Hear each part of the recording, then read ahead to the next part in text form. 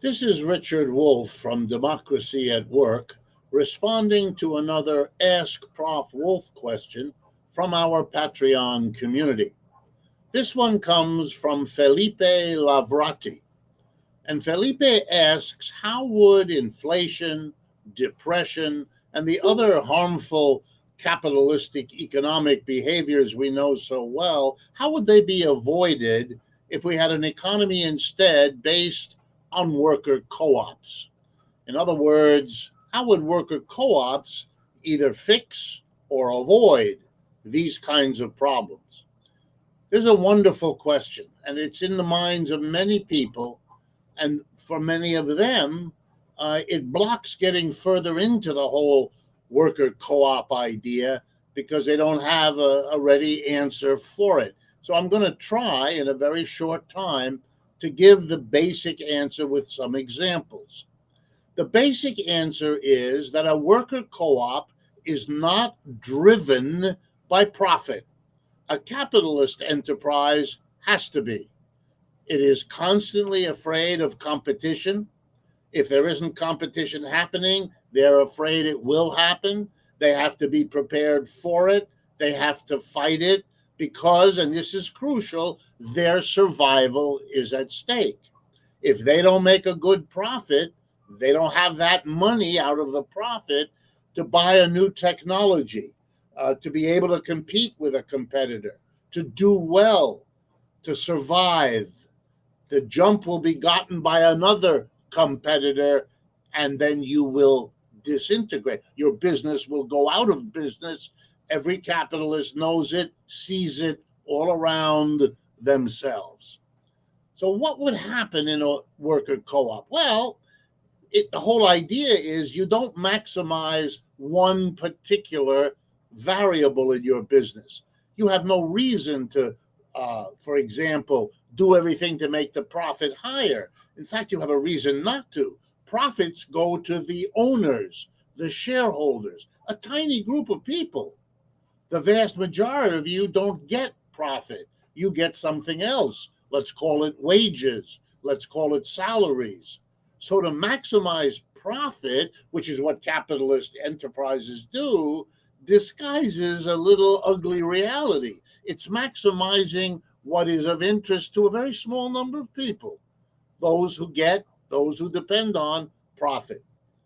But a worker co op wouldn't work like that. We need some profit to grow and all that. But we're just as interested in the wages people have to live, in the quality of the work experience, 5 days a week, 8 hours of the day, in the ecological impact of what we do in this workplace, what it does to nature that we live on and depend on, and so on. So, the very first basic answer is you're free of the chains of profit as the ultimate bottom line, and you're open now to running a business, every business, for lots of benefits going to all the different people that share in or are stakeholders, if you like, in the enterprise. And now some examples very quick. Guarantee people a job. That's part of now what we're interested in. It's not the most profitable thing, but that's fine.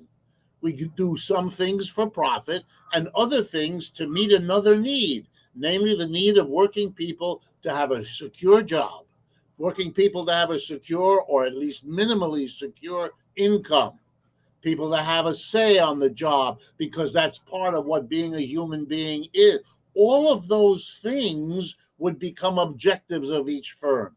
There would never be a question of laying off 50 people. That becomes a social problem. If you don't need people in your workplace, then the larger society has to find alternative employment for them, meanwhile guaranteeing their income because that's part of what each firm contributes some money to be able to do for itself as a community. So I think worker co-ops will show very quickly how vastly superior they are to slavery or feudalism or capitalism, because all of those systems were owned, operated, and run to benefit a minority. In capitalism's case, the profit winners, the profit gainers. But we're not going to do that in a worker co-op. We're going to take care of all the participants. All of them have a claim, and a democratic procedure to meet those claims is why we won't have the cycles, the depressions, the inflations that the other systems suffered from. If discussions like these strike you as useful to change the way Americans, particularly, and others think about and act on these kinds of issues, changing the political system accordingly, then please partner with us. Share these videos, friends, family, coworkers. And of course, if you can help us with the costs of producing and disseminating them, we will be grateful for that as well. Thank you.